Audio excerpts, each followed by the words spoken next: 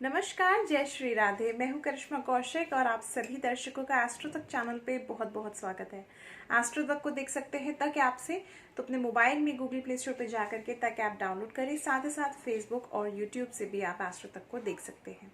यदि आपके मन में किसी भी तरह का अपने जीवन से संबंधित प्रश्न है तो आप मेरे से जुड़ सकते हैं www.astrotak.com पे जाकर के।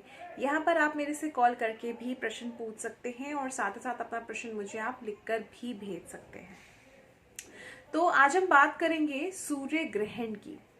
वर्ष 2020 का ये अंतिम ग्रहण है। ये वर्ष काफी हद तक कठिनाई भरा था क्योंकि इस वर्ष में काफी हद तक लोगों ने उतार चढ़ाव देखे।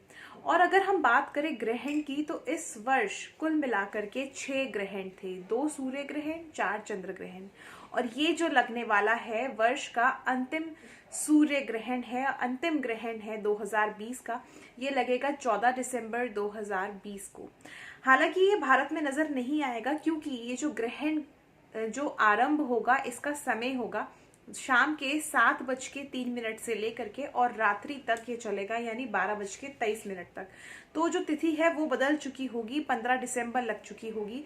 तकरीबन ये 5.5 घंटे का ग्रहण काल होगा और इसके साथ साथ संध्या काल में होने की वजह से ये भारत में नजर नहीं आएगा। भारत में नजर नहीं आएगा तो इसीलिए इस ग्रहण में सूतक काल को भी मान्यता नहीं दी जाएगी। मगर वहीं पे अगर इस ग्रहण की ज्योतिष के अनुसार बात करें तो कहीं ना कहीं इसका प्रभाव जो है 12 राशियों पर अवश्य पड़ेगा।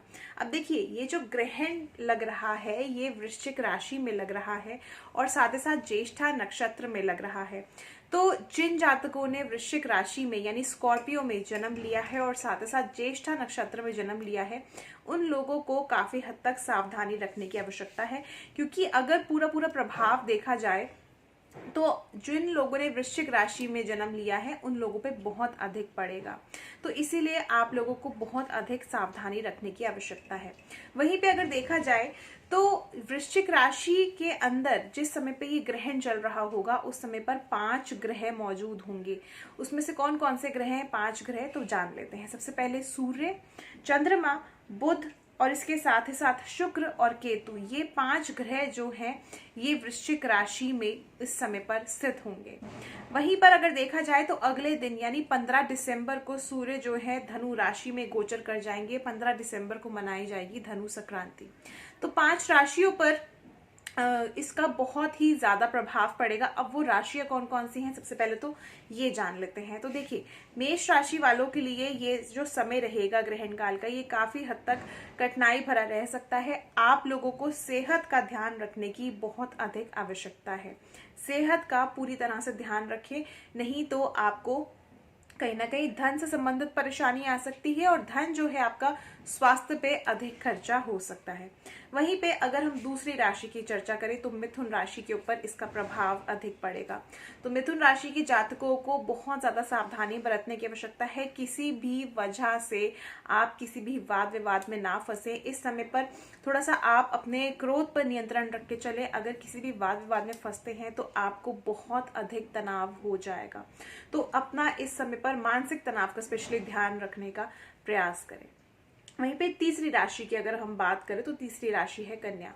कन्या राशि के जातकों को सावधानी रखने की आवश्यकता है। धन से जुड़ी हुई समस्याएं इनको आ सकती हैं। इसके साथ साथ दुर्घटना से बचने के लिए आप प्रयास करें। किसी भी तरह की अगर आप ट्रैवलिंग कर रहे हैं या वाहन चला रहे हैं तो इस चीज का ध्यान रख करके चलें कि धीमी गति से चलाएं और बहुत ही सावधानी बरत के चलाएं। और अगर कोई व्यक्ति आपके साथ है तो आप उनकी मदद जरूर लें। इसके अलावा अपने स्वास्थ्य का ध्यान रखने की आवश्यकता है, आपके लिए बेहतर रहेगा। चौथी राशि की चर्चा करें तो वृश्चिक राशि वालों को इस समय पर ध्यान रखने की आवश्यकता है। वृश्चिक राशि वालों पे, क्योंकि मैंने सबसे पहले आपको यही बताया था कि जो ग्रहण का प्रभाव पड़ेगा वो सबसे अधिक वृश्चिक राशि पे पड़ेगा। तो इस समय पर स्वास्थ्य आपका बिगड़ सकता है। नेत्र से संबंधित परेशानी उभर के आ सकती है। अगर कोई नेत्र से संबंधित परेशानी थी तो वो हो सकती है। वहीं पे अगर हम बात करें तो चोट चपेट से इस समय पर आप बच के रहिएगा, नहीं तो अगर चोट लगती है तो सीधा आपको हड्डियों से संबंधित परेशानी आ जाएगी। तो इसीलिए अपने स्वास्थ्य का ध्यान रखने की आवश्यकता है। वहीं पे आपको अपने धन से संबंधित चीजों का ध्यान रखने की आवश्यकता है, क्योंकि धन जो है आपका इस समय पे अधिक खर्चा हो सकता है। इन्वेस्टमेंट करने का ये बिल्कुल भी सही समय नहीं है, तो अगर आप इन्वेस्टमेंट करना चाहते हैं तो थोड़ा सा समय रुक जाइए। अंतिम राशि की चर्चा करेंगे तो मकर राशि पे इसका प्रभाव पड़ेगा। तो मकर राशि के जातकों को थोड़ा सा ध्यान रखने की आवश्यकता है, क्योंकि मकर राशि के जो जातक हैं, कहीं ना कहीं अगर आप किसी गेन के लिए सोच रहे थे, प्रॉफिट के लिए सोच रहे थे, तो आप उस चीज में इस समय पर असफल रह सकते हैं। इसके अलावा अगर देखा जाए तो किसी भी तरह का इन्वेस्टमेंट करना आपके लिए सही नहीं रहेगा, या कोई बहुत इंपॉर्टेंट डिसीजन आप लेना चाह रहे हो तो ये चीज आपके लिए समय पर ठीक नहीं रहेगी। थोड़ा सा ध्यान रख करके चलें, आपके लिए बेहतर रहेगा। किसी भी वाद विवाद में ना फंसे। अगर किसी वाद विवाद में फंसते हैं तो ये जो विवाद होगा ये काफी हद तक लंबा चल सकता है, तो इसलिए ध्यान रख करके चलें। अब उपाय की अगर बात करें तो आप राशि वाले जातकों के लिए बेहतर रहेगा। एक तो आप सूर्य से संबंधित वस्तुओं का दान धनु संक्रांति पे अवश्य करें, यानी 15 दिसंबर 2020 को।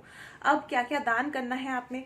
आप गुड़ दान कर सकते हैं, तांबा दान कर सकते हैं, गेहूं दान कर सकते हैं, लाल वस्त्र दान कर सकते हैं। इसके साथ साथ आप लाल फल दान कर सकते हैं।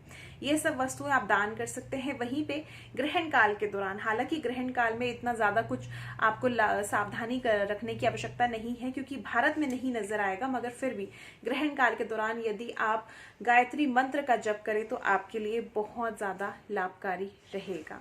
तो इसी के साथ मुझे दीजिए इजाजत। और भी ऐसे खास विषय लेकर के आऊंगी मैं केवल एस्ट्रो तक पे। देखते रहिए एस्ट्रो तक। नमस्कार, जय श्री राधे।